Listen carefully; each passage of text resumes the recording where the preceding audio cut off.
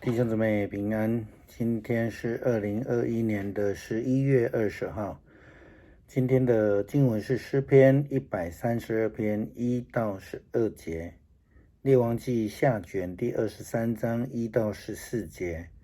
约翰福音第3章31到36节。今天要跟大家分享的主题是回归真神。约西亚王从他的父亲亚门王、祖父马拿西他们的这种偶像崇拜，他回转向真神。昨天的经文里面我们也提到了约西亚这样子交代祭司说，你们去为我、为民、为犹大众人以这书上的话求问耶和华，因为我们列祖没有听从这书上的言语，没有遵着书上所吩咐我们去行的，耶和华就向我们大发烈怒。上帝就告诉约西亚说，至于王本人，我上主以色列的上帝这样说，你一听了书上所写的，就在我面前谦卑悔改。你因听到我警告要惩罚耶路撒冷和他的居民，使他成为荒凉令人咒诅之地方，你撕裂衣服向我哭泣，我就听了你的祷告。因此在你死之前，我不降灾给耶路撒冷，我会让你平平安安的离世。我们可以看到约西亚他是非常重视上帝的道路，那这是非常重要的一件事情。他与他的父亲和他的祖父真的是完全的不同。他听见了上帝律法的教导，然后就撕裂衣服向上帝哭泣，上帝就听他的祷告。这个就很像路加福音第15章这个那个浪子他决志回头的时候，他就说了，父亲，我得罪了天，又得罪了你，从今以后我不配称为你的儿子。这是路加福音第15章21节所说的。这位父亲就如同上帝对约西亚王所说的，他这样做，就把那上好的袍子拿出来给他穿，把戒指戴在他的指头上，把鞋穿在他的脚上，把那肥牛肚牵来宰了，我们可以吃喝快乐，因为我这个儿子是死而复活，失而又得的。因为约西亚王看中了上帝的旨意，上帝的律法，还有上帝的教导，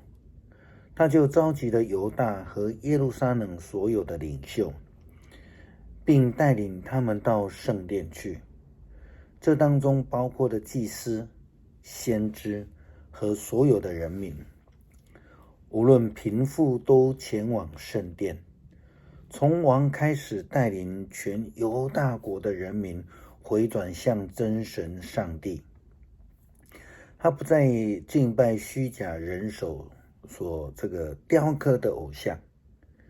他没有其他的原因，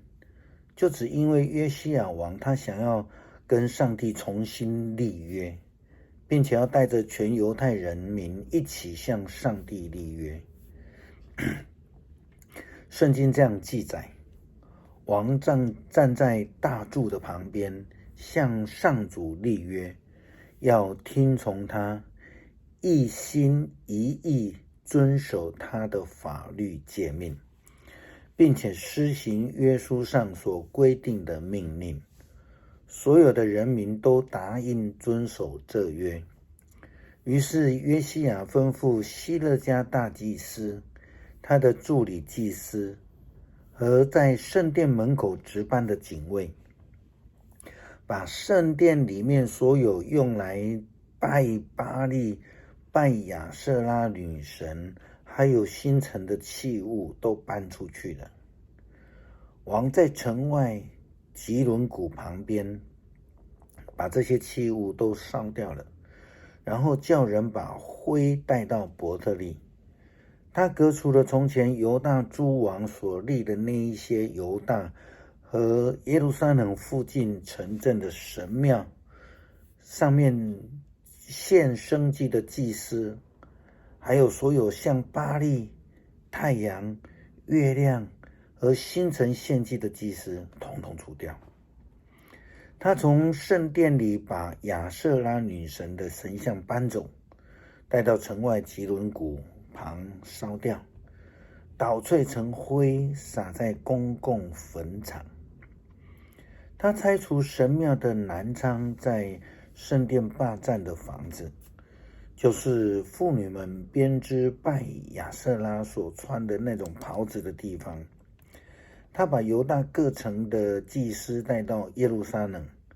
破坏了全国各地他们献过祭的神庙，又拆毁城门旁边献给山羊鬼的神庙。这神庙是约书亚市长铸造的，是进城大门的左边。这个真是不容易啊！而且这个是打破当时候的习俗传统，要完全的革除偶像敬拜，以及许许多多的习俗，完完全全的回归到真神，其实是非常困难的一件事情。就民间宗教的角度来看，任何人、任何事，甚至任何物，都可以找理由来拜。像是年代久远的啦，物体体积庞大的啦，令人害怕的事情啦，等等的。遇到人就说他是菩萨，物就说是神啊，或是称他为公啊。虽然许多人都知道这些都是虚构的，但是有时候似乎碍于所谓的家族压力啊，碍于习俗啊，或就得跟着拜，无法正确的思想，一切的到头来都跟钱财有关系哈。在每个世代都有这样的假神偶像的敬拜，早期都还用这个婴幼儿作为拜偶像的牺牲，甚至有一些朋友他们拥有博士的学位啊，可是呢他们的孩子名字还是要给人家相命去命名呢。所以这样子的命运的迷失，让人家找不到真神的敬拜。约西亚王却能够在传统的压力下面回归真神、上帝真理的道路，真是不容易啊。那问题来了，谁是真神？每一个宗教都说他们敬拜的是真正的上帝，是不会叫人害怕的，应该是赐平安给世人的上帝才是真神。真神一定知道人将来要去的地方，但是道教的道士啊，或是所谓的道长啊，他们除了会背诵那一些千篇一律的台词之外，其实他们也不知道人死后要去哪里。很矛盾的是，人们怕阴间，怕死亡，但是道教却在人死后将这个人带给地藏王去管理。那我们知道地藏王就是管阴间的啊，那意思就是说，他们将人的尸骨带给管理阴间的人去管理。传统宗教的人们，他们害怕鬼神，却又让亲人的骨骸归给鬼神去管理。农历的7月一定要开鬼门，然后初15要请鬼神吃饭，要拜托他们不要作怪，然后又要在结束之后要关鬼门。这样的搬神弄鬼的吓唬人，绝不是真神会做的事情。只有一位，那一位从天上来，而且又超越万有的，赐平安又保证与人同在的上帝是真神。约翰福音第3章第31到36节的经文这样说：那从上面来的超越万有，那从地上来的是属于地，他所说的也是地上的事。那从天上来的是超越万有，他为所看见所听见的作证，可是没有人接受他的见证。那接受他见证的，证明了上帝是信实的。上帝所差遣的那一位传讲上帝的话，因为上帝无限量的把圣灵赐给了他。父亲爱儿子，已经将万有交在他的手中。信儿子的有永恒的生命，不信儿子的不会有真生命，而且上帝的惩罚永远不离开他。愿我们能够学习约西亚王，离开一切的迷信、迷失，回归真神。我们一起来读诗篇132篇第1到12节。上主啊，求你不要忘记大卫，求你记得他忍受的一切辛劳。上主啊，求你记得他怎样向你许愿，怎样向雅各的全能上帝发誓说，在我为上主找到地方，为雅各的全能上帝找到住处以前，我绝不进我的家，我绝不睡觉，也绝不打盹。我们听说约柜在伯利恒，我们在雅尔田野找到了。我们说，让我们进上主的居所吧，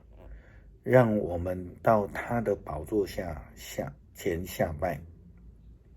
上主啊，起来吧，进你气息的地方，和象征你大能的约柜一起进圣幕。愿你的祭司披上正义，愿你的子民高声欢呼。上主啊，你曾应许你的仆人大卫，求你不要遗弃你所选立的王。你对大卫发的誓绝不收回。